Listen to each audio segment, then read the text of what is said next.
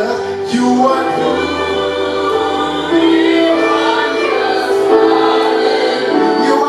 wonders. You are doing wonders. Say you are doing wonders. Miracle worker. People, I just hope that the sound team will give me something better than this, so that I don't strain the end of the mic.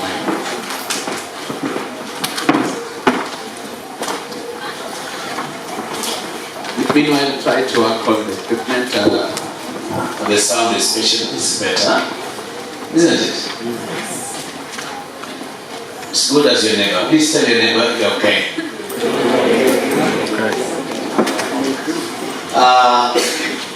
Mike and his team has the word. God has sent them with a prophetic word. Mine is to invite us and to welcome us here. This is the Eagle's Nest. We specialize in breeding one type of bird and only eagles. If you want to know about eagles, you can check my teaching on YouTube on Eagle Life. And you know that eagles do not eat rotten food, they are not scavengers. And so here we eat fresh manna every time we meet. Number two, you also could be aware that the eagle is a bird that flies highest. So we just fly high. Most of us have passports and air tickets in this church. You can clap for us. Thirdly, very quickly, you know that an eagle is the only bird that can look down on the earth and the heavens at the same time. When it places the head like that, one eye connects to heaven, the other one is on ministry on earth. That's just an eagle. You might also be aware that an eagle is the only bird that only has one spouse. No eagle is polygamist in the whole world. And you could also, if you check my YouTube teaching, you'll discover that only an eagle of all the birds actually conducts a minimum 3-month engagement. And during that engagement, the man is tested. One of the tests that the eagle lady gives the eagle man is to take a piece of stick. And the female eagle flies up, and the male eagle is pursuing relentlessly. And then they get to some height, and then she drops a stick. And the male eagle is to make sure the stick does not fall to the ground. Because later on they train their children by dropping them, and the work of the father is to rescue them shortly before they fall on a rock. So the father has to prove before marriage that they can perform such an act. Actually, eagles are the only birds that have a day of marriage. They wait in the skies, and the two eagles spread their wings and they bring their legs together and they tie the knot on air and they get married.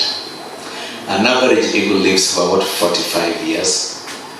At the age of 45, they go and do, you can also read that, I've shared it, but they renew themselves. When an eagle is 45, it's heavy, it cannot fly, and the beak is bent, they cannot eat, and the claws are old, they cannot hold anything. So what an eagle does is they go to a valley where there are rocks, and they use their beaks to break their talons or their toes. They pluck all of them off, and they pluck all their feathers, they remain naked. Then what remains is the beak. They hit on a rock until it falls off. And the eagle will stay in the valley for over 1 month. Other eagles will bring food to eat until it grows new beak and new talons and new feathers. And then that eagle can live another 30 years. And then the Bible says, my youth is renewed as the heart of an eagle. And so, eagles can live up to about 100 years. You've never seen a carcass of an eagle, because the day of the death of the eagle, all eagles know their death day. They fly to the top of the mountain, and then they get a rock and they lie on the rock facing north, and they die on the rock. That's why Elijah went to the mountain to die, and Moses went to the mountain to die, and Jesus went to the mountain of Olives to die. All eagles die on a rock facing north. Ask your neighbor, how will you die, by the way?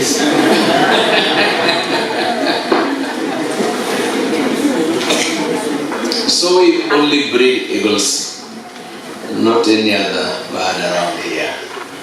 Welcome to our church and welcome to this worship night. I just want to say that worship can be both an end in itself and also a means to an end. Worship and praise is just the thing. We were designed and born to praise Him, to worship. That's the main purpose of man, to give Him pleasure. For His pleasure will be created. Is that okay? But also, worship and praise is also a means to something else. Like, just want to focus on the element of warfare.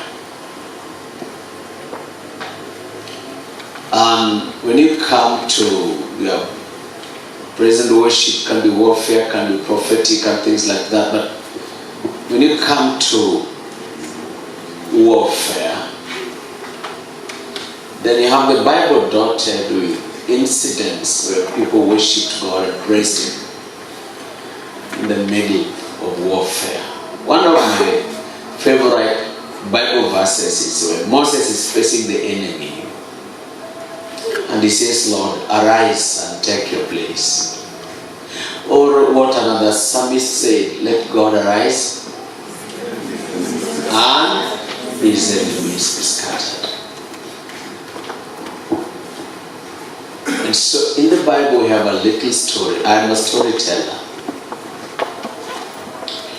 The story is from the book of Judges. Don't turn there because you'll remember it until you have your grandchildren, even if you're an idiot. Chapter 7 of Judges. You know that the book of Judges, 90% of the characters are basically failures and people of questionable backgrounds, useless people, hopeless people. In fact, they say, there's a rumor in town that the book of Judges is the only book that Sunday school teachers can never use. Because there's no example to emulate. What moral question do you tell children in Sunday school and talk about Samson? Old Jephthah, left-handed guy. But there's something to it. In the 21st century, people read the Bible halfway. Go around saying, oh, God uses failures like Samson. That's not the point. The point is, it's a story of useless people made strong by the Lord. You arrive useless, but you arrive to be made. So kama ndugu ameokoka na 5 years, maisha yake ni bado vile ilikuwa, huyo hajaingia, is still at the veranda. Jesus is a changing changer. You cannot walk with Jesus for 1 week and remain the same. It is practically impossible. Have you ever read the Bible says that those who sin don't know God? John says they don't know Him, they have never met Him. So in the book of Judges is a group of hopeless people who came in by grace. And you need to understand that the grace of God is not a license for evil, but I'm talking about not the saving grace, but the enabling grace. The one that teaches us to say no to all forms of ungodliness and enable us to live a righteous life. The enabling grace. And so there's a guy there, whose story runs from chapter 6, chapter 7, who is very useless. Sorry for using that word. His mother could have been a hopeless failure. Father was an idiot. Something close to that. Because the day God met him and God said, I want to use you, he says, well, I'm very small. And my father was a small man who, of course, married I'm a small-minded guy. My father was a small-minded fellow who married another small-minded woman. And we come from the small-minded tribe. So basically, we are not the type that you could use. Wrong number, oh God. Actually, when God meets him, he's hiding from the enemy, singing songs that you and I used to sing.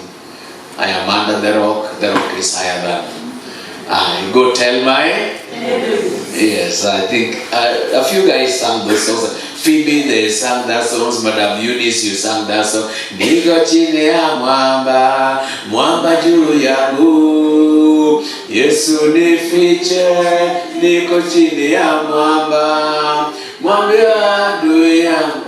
Niko chini ya mwamba, Yesu nifiche, niko chini ya mwamba.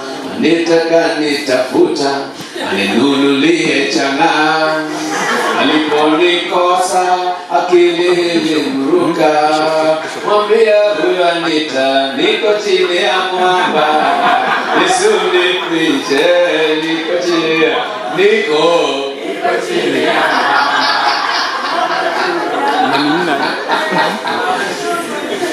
You know, it's so interesting that God's people born again, spirit-filled, can hide. Like in the day of Goliath, where were the Israelites? The Bible says they made for themselves caves to hide in. Only David could not hide. Excuse me. Yes. You sing those songs when you're not under the anointing. That's true. When everybody ran away, David said, where are you running to? They told him the enemy is so big to beat. He said that guy is too big to miss. And so this guy called who? Gideon was hiding. You know the good old song in my church? When the storms of life are raging and the billows rising high, Christ my Savior will never forsake me. He will hide me in the rock. He don't hide me and no pan able to wet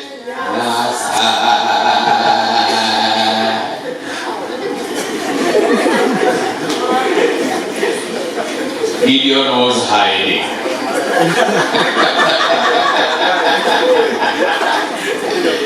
He was threshing some wheat behind the house, hiding from the enemy. There are men like David who don't hide. Okay, tell you, I don't hide. And there's in some arrogance. The book of Nehemiah, they told Nehemiah, go hide. He said, can a man like me hide? You know, there are some things you just don't need a verse. Can a man like me hide? How do you see me? You think I can hide? But Gideon was hiding, coward number one, with a low self-esteem. A man who had never achieved anything in his life. He was a failure. Mom was a failure. Married by a man who was another failure. Gave birth to a double failure. Hopeless guy. Hiding. Kumbe, these things are in your DNA. Mom was a failure, dad was a failure.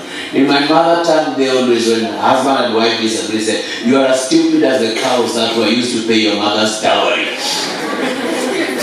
And I ask myself, The man who bought those stupid cows must be very stupid to choose stupid cows in the market.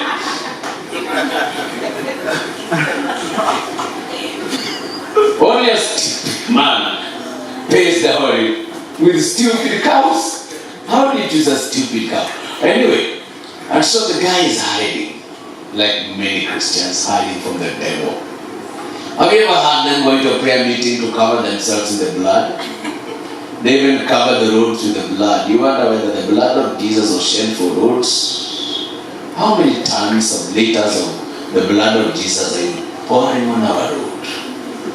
Really, that blood is too precious to be poured on roads. Please don't look at me like that. Anyway, he was hiding. But pulled him out from the hiding. Mungu akamtoa huko. Yes, God said, I want to use you. Yeah, no, God, leave me alone. And some of you are saying some of those, God, leave me alone. And they are better guys. You are so useless, only God can use you. You are so unqualified that only God can use you. He likes using the useless and qualified things so that when the job is done, all glory goes back to Him. So if you're here, you're thinking you're not the right candidate, I suspect you could be the right candidate. Maybe tonight is looking for you. And so they have this argument with God on how to go and all that. So finally God says, Gideon, just go the way you are. Just go. Just go. You're okay. You're going to make it. And Gideon said, you're going to deliver Israel in one day. He said, me? I don't feel like it. He said, you don't feel like it. Just go. Just go the way you are. So that night, he's thinking, how do I go? So God tells him, go get an army. Okay? And he has an army of how many people? How many?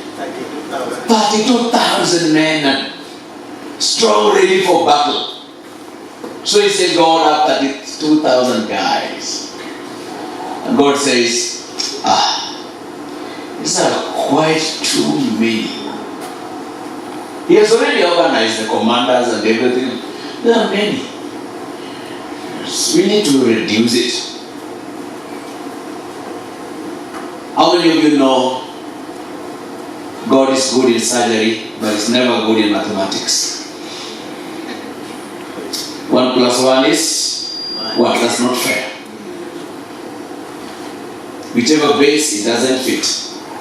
That's why God hates numbers. Those who count people, He hates them. Because He's not good in maths.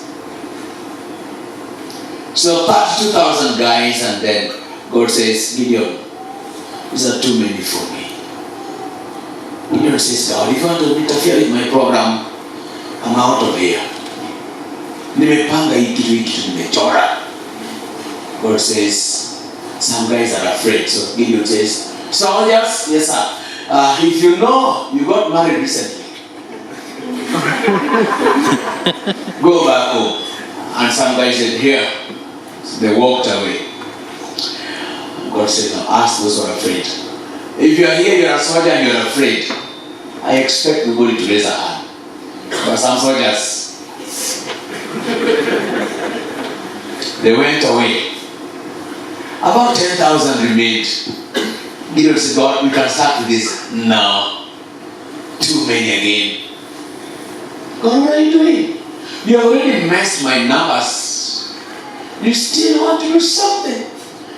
If you don't want to go, we leave this thing here, you take over. God says, bring them to the final test. God's examinations are horrible. He said, bring them to the river and let me see how they drink water. If you're going to be a member of this army, I think I should ask how many verses you have and how long you can pray. He said, get them bring water. So they came there. And there were some guys who were agile. What wameenda gym, wako fit kama usugo hapa. When they go to drink, they just go like that. they can bend. I'm trying. Ball. And they just bend like this. The guy can go down and drink. Mike can do that. Without bending the knee. The guys just go like that. And they drink. Those are guys who are fit. They go to the gym. They can do 140 press ups. They have no problem. They just run like that. Then some guys came, about 60 years old, with a bulging stomach, he cannot go 40 degrees. So they try to drink the water. The full gospel is too full. The back is stiff. They tried. They began to laugh like a dog because they were unfit. God said, those agile young men who can bend their knees, I don't need them. Give me these guys who just they can't bend like that. And Gideon said, God, you must be making a mistake. Taking the wrong guys. Let's go with these guys. That night, the guys who remained, they were having conversations. One said to another, I should have listened to my mother.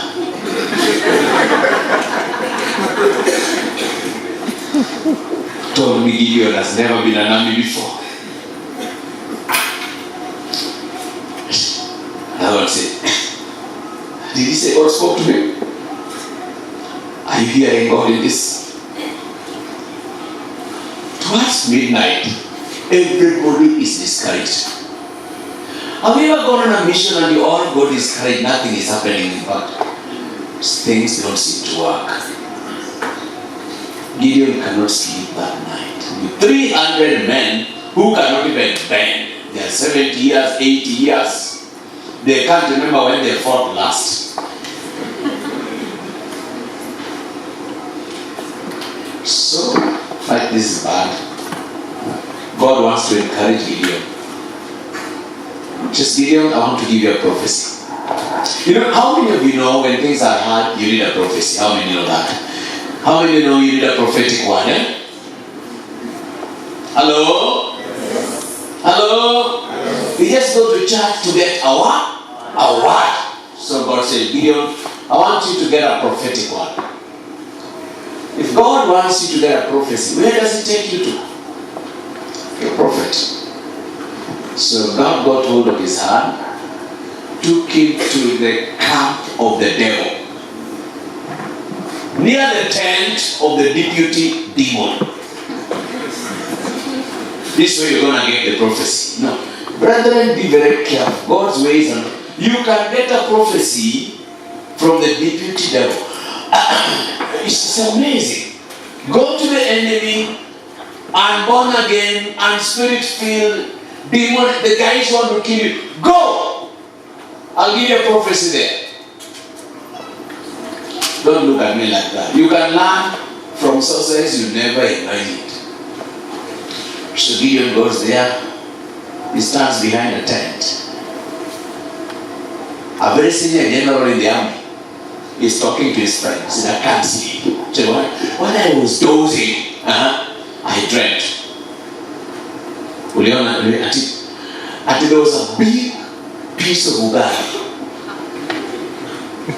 There was a big piece of ugali. It came rolling down the mountain. Big ugali. Big.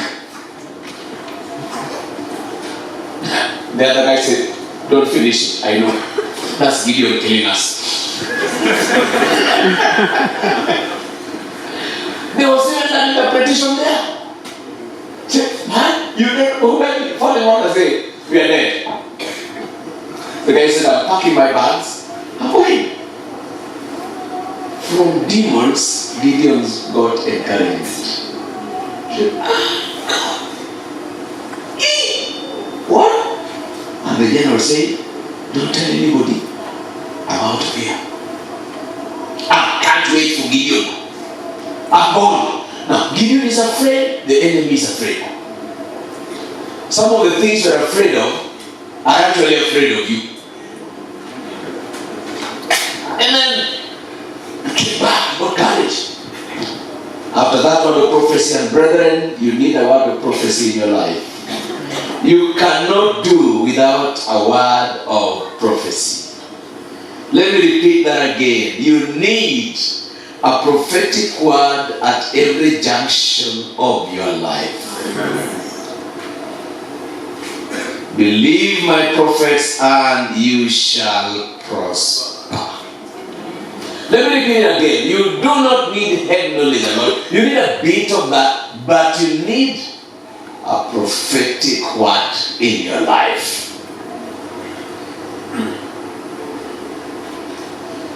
So he comes back and he tells this story, and then God says, Gideon, I have a formula.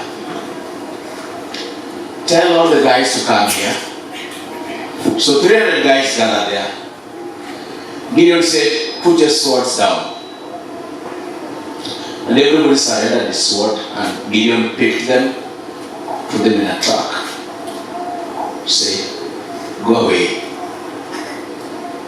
Say, Gideon, I need my sword. I'm a soldier. Said, I know. God has said he's taking them. Then a lorry, that's my Bible, you don't have that translation. The Nishodelo version of the Bible. So a vehicle pulls by, big truck. You say, now those are your weapons, go pick them. So the first guy goes, picks. It's a flower vase. It's a pot. Like that. Gideon, what is this? It's a weapon of your warfare. Excuse me, Gideon, what is it? You need that one to fight today. What? Take it. Yes, sir. Another vehicle pulls by and open it. Everybody take a trumpet. So Gideon, I've never played a trumpet. You fool, pick it up. Alright, sir. Trumpet, pot, and the pot has got this fire inside it. Excuse me, it doesn't make sense. If I was in that army, I would pretend I'm going for a short call and just disappear into thin air. I mean, if you are my pastor and your name is called Gideon, this is Madhare's situation. Just quietly join another church. Did I say pastors should have some theological training? We said it. We have been suspecting that our pastors would lose nuts in his head. This thing is manifesting. I'll go to another pastor and say, are you a friend of our pastor? Please, will you talk to him? You know, we need to be reasonable. Hata ingawa tumeokoka lakini, the Bible does not say we throw away our heads. I'm not surprised that some guys sneaked out. A trumpet, a pot, and a candle. 300 guys. Doesn't make sense. Let me tell you, the things of God many times do not make sense. For the weapons of our warfare are not man-made. They are not carnal. Okay? They are different. They are divinely inspired. And so then God tells Gideon, now what do you do? Tell these boys that they come down to the valley with a candle burning inside the pot, and then let them break the pot. And when they break the pot, they take the candle to start burning. Then they take a trumpet and they run like South Nyanza night runners. You are talking to people who have taken several years being trained to be soldiers. So what will happen? That's how God wants it. Thank God in the army you are supposed to obey first, ask questions later. That's how they trained me at National Youth Service. Obey first, ask later. Are you going to do that? I'm wondering what's going on in Gideon's mind when he tells these guys. He himself does not believe them. How many of you have done some things you never believe? But God says, how many of you have done some things that you have... They tried. They began to laugh like a dog because they were unfit. God said, those agile young men who can bend their knees, I don't need them. Give me these guys who just they can't bend like that. And Gideon said, God, you must be making a mistake. Taking the wrong guys. And go with these guys. That night, the guys who remained, they were having conversations. One said to another, I should have listened to my mother.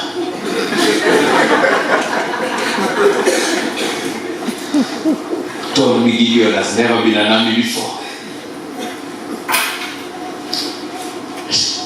Another one said, did he say God spoke to him? Are you hearing God in this? Towards midnight, everybody is discouraged. Have you ever gone on a mission and you all got discouraged, nothing is happening, in fact, things don't seem to work? Gideon cannot sleep that night. With 300 men who cannot even bend, they are 70 years, 80 years, they can't remember when they fought last.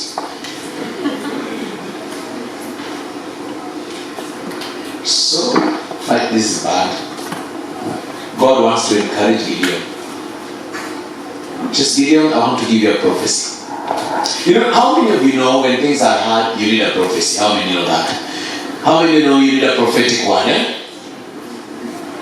Hello? Hello? You just go to church to get a what? A word. So God said, Gideon, I want you to get a prophetic word. If God wants you to get a prophecy, where does He take you to? A prophet. So God got hold of his hand, took him to the camp of the devil, near the tent of the deputy demon. This way you're going to get the prophecy. No. Brethren, be very careful. God's ways are not. You can get a prophecy from the deputy devil. It's amazing. Go to the enemy, unborn again, and spirit-filled demon, the guys want to kill you. Go! I'll give you a prophecy there. Don't look at me like that. You can learn from sources you never imagined. So Gideon goes there. He stands behind a tent. A very senior general in the army is talking to his friends. He said, I can't sleep. So when I was dozing, I dreamt. Until there was a big piece of ugali. There was a big piece of ugali. It came rolling down the mountain. Big ugali. Big. The other guy said, don't finish it. I know. That's Gideon killing us. There was even an interpretation there. Say, man, you don't know, falling on the say, we are dead. The guy said, I'm packing my bags. Away. From demons, Gideon's got encouragement. Said, God. What? And the general said, don't tell anybody. I'm out of here. I can't wait for Gideon. I'm gone. Now, Gideon is afraid, the enemy is afraid.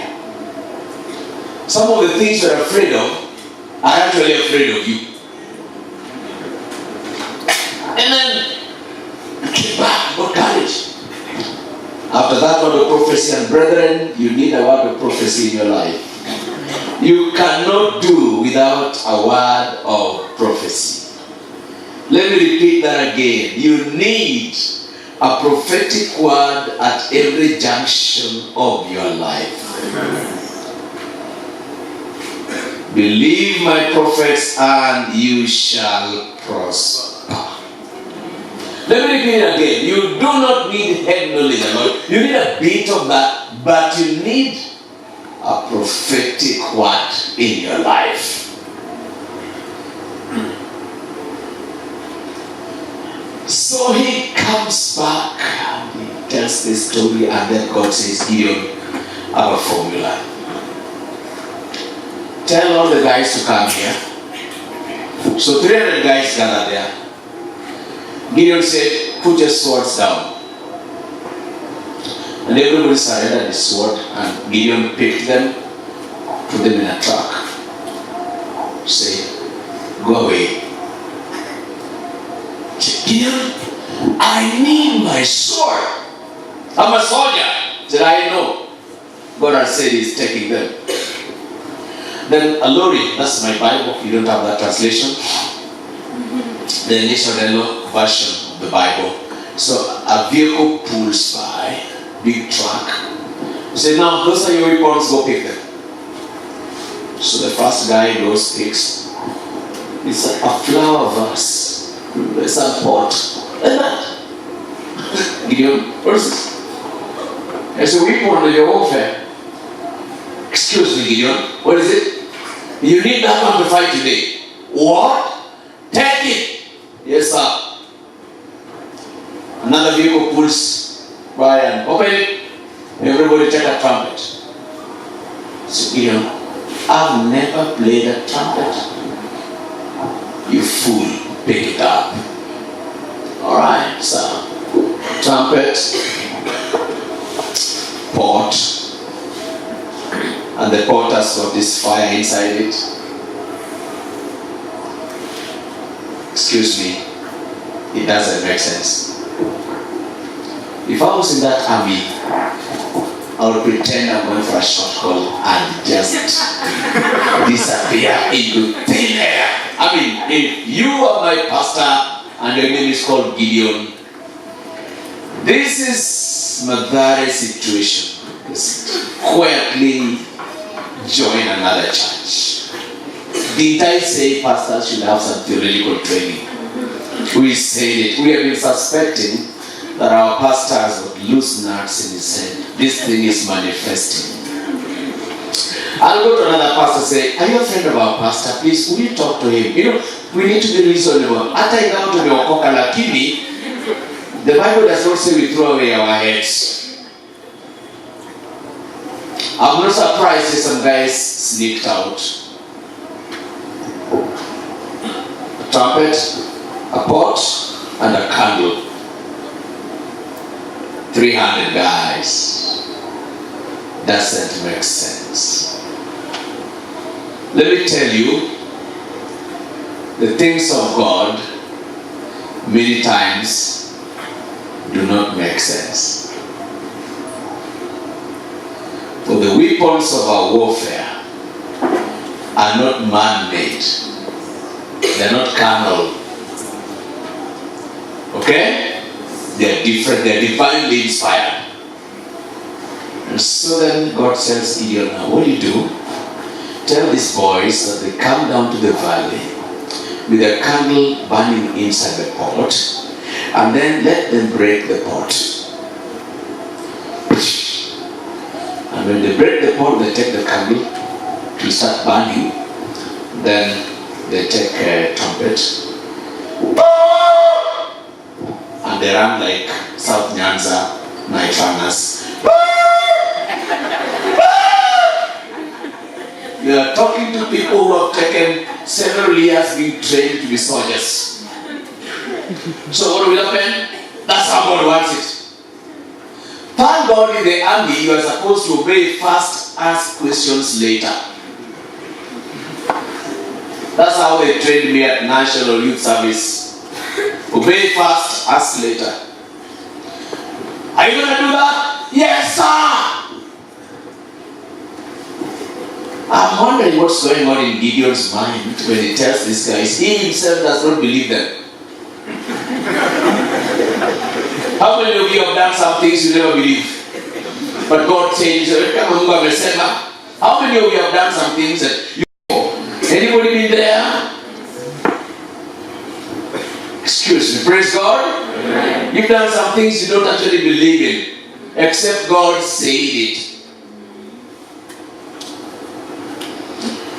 It's just a bad life. So they go down there, they spread themselves, and the enemy is the other side. He's outnumbered 16-1. Say 1, 2, 3. They broke the pitchers. And you see one thing, when you break the pitcher, when you break the pot, then the oxygen enters into that thing and it burns brightest. Just a lesson on the power of brokenness. That in Christian ministry, our power, our brightness is in our brokenness. The more broken, the more powerful. When you think you know and we are full of ourselves and we think we know, we are weakest. For when I am weak, then I'm strong. So he breaks the pitcher and more oxygen gets in. If you're a friend of Keith Green, in one of his songs he says, Lord, I wonder how many times I must be broken for you to use me. Breaking those pitchers, breaking them. Maybe tonight it will be a night again for us to break before God. Excuse me? To break the pots into pieces until nobody can trace you. You see, when you are an artist, we can see you, but when you're broken, nobody sees you. There was no form, there was no comeliness, there was no... Jesus' appearance was so bad. He was not that handsome guy we see. The Bible says in Isaiah 53 that his appearance was such that when you looked at him once, you turned away. Isaiah 53. What attracted people to Jesus was not his outside appearance, but the God he had in the inside of him. Broken lives are powerful. Broken prayers are powerful. Broken worship is powerful. You've known the song, Rise Up Church with Broken Wings. Broken wings that worship God are powerful. When you're still intact and full of ourselves, there's no power in it. And so it breaks those things and that thing right. And then they blow the trumpet. And they just praise the Lord. That's crazy. Woo! Can you imagine a church of about 300 people doing nothing but trumpets? We'll call Mathare. Something is wrong with you. That's why when you say, shout to the Lord, others cannot do it because they are reasonable.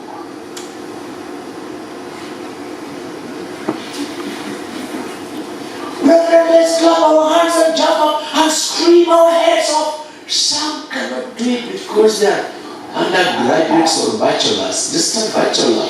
Just a bachelor. Somebody. Just a bachelor. Just a bachelor is using his brain. And he's still an undergraduate. In that first year, he says, let's turn up and turn around and let's scream. But masters, I don't do those things.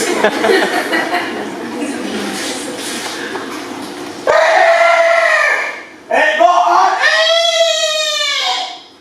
Go on. I sometimes doubt whether all the children of Israel actually went down Jericho 7 times. I sometimes doubt whether all of them.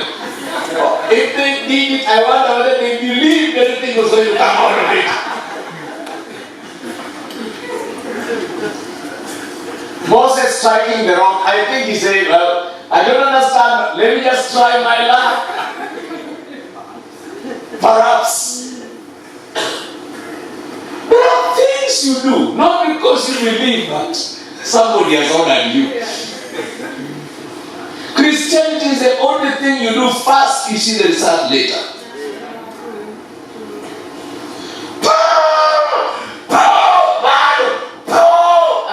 Maybe it was Michael Modi leading the meeting. Bado. Brethren, you have not shouted. You have not shouted yet. I'm hearing nothing.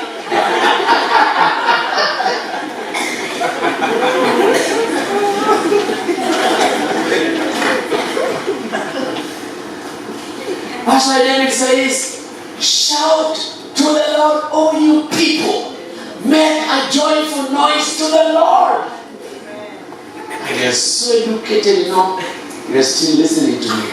Shout to the Lord, all you people.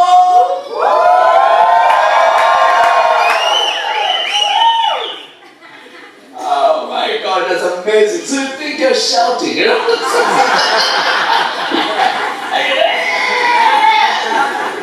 Excuse me, you need to attend a Gor Mahia AFC match.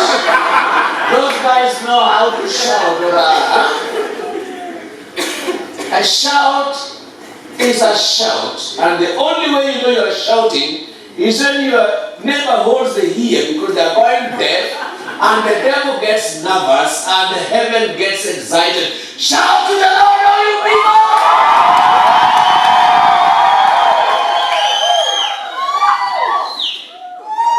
Make a joyful noise to the Lord!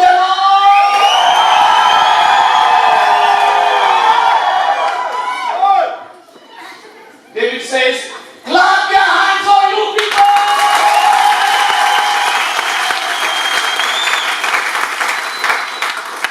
You can see your neighbor is getting agitated for nothing. They are already offended. And then they shouted, and they screamed, and they blew the trumpet. That night God gave them victory. The power of praising God. The power of making a joyful noise to the Lord. I now know when I lift up my hands and I get into praising and worshiping God, and I soak myself in Him, and I saturate myself in praising God, certain demons cannot survive that. Certain bondages and curses cannot survive that. Somebody says, oh, Pastor, can you pray for me? And anoint me with oil. I have 2 demons. Okay. That's well. I'll pray for you and lay my hands and legs on you, and the 2 demons will go. But I'll show you a better way. Mark chapter 5, a guy had 6,000 demons. One of the demons was called Legio Maria, whatever Legio it is. But one of the demons, he said, what's your name? My name is Legio. Okay. But Legio simply means 6,000 soldiers. So he didn't just have demons, there were soldier demons. It was a battalion of 6,000 guys. The capacity of a human being to carry 6,000 demons is amazing. Do you know what you can carry out? Anyway, I don't know how much you are carrying tonight, but that guy, he did something. He was not yet born again, was he? No. The Bible says he came and he worshipped Jesus.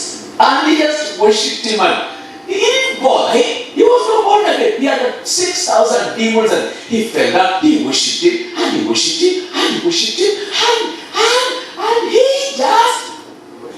And the demons say, Jesus, allow us to live now, and to go to those pigs who are not worshiping you.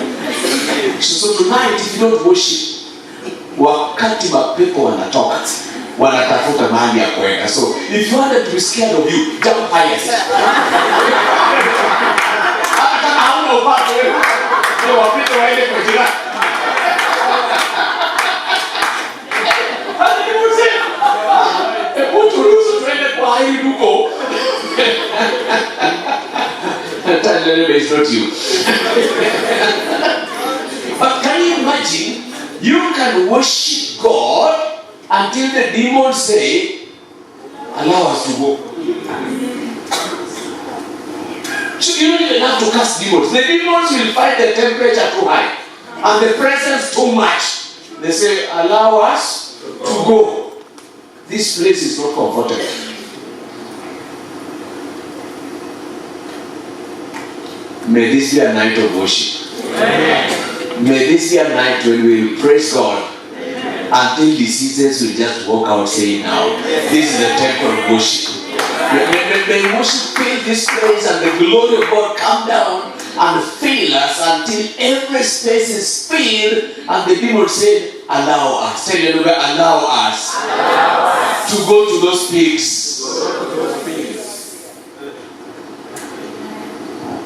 I can go on and on, my welcome.